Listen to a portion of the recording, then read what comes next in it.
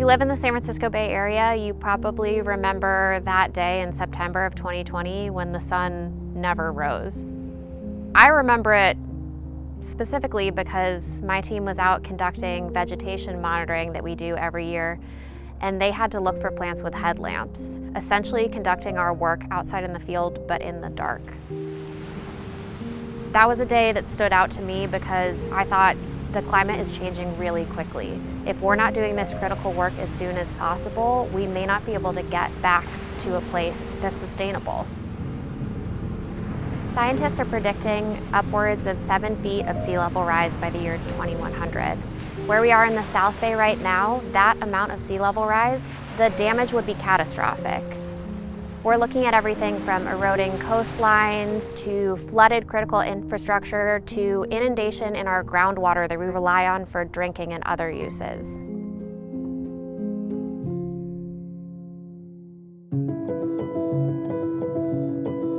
I work for Save the Bay as our Habitat Restoration Director. It's very special to me to get to work in the habitats that we do and to get to share my love of them with people that wouldn't otherwise know about their value. Historically, San Francisco Bay had over 200,000 acres of tidal marsh. By the time that Save the Bay was formed in 1961, we had lost over 90% of that habitat. That was the habitat that was critically important for bird species on the Pacific Flyway, and so now the marsh sites that we still have are especially important. My favorite day working in the field is one when we're surrounded by shrieking shorebirds. Sometimes we'll experience something called a murmuration, where a group of birds will fly over us. Nature-based solutions are one of the key tools in protecting Bay Area shorelines from sea level rise. Imagine that this one little plant is just a piece of the comprehensive nature-based solutions that scientists are proposing to protect the shoreline of the San Francisco Bay Area and also to provide critical habitat. Unlike traditional shoreline protection, like a levee or a hardened structure like a seawall, nature-based solutions offer even more benefits. They can generate healthy, dense habitat that's vital to animal and bird species that use the bay. They can improve water quality and reduce pollution that would head into the bay and out to the sea, and they're adaptable in the case of sea level rise.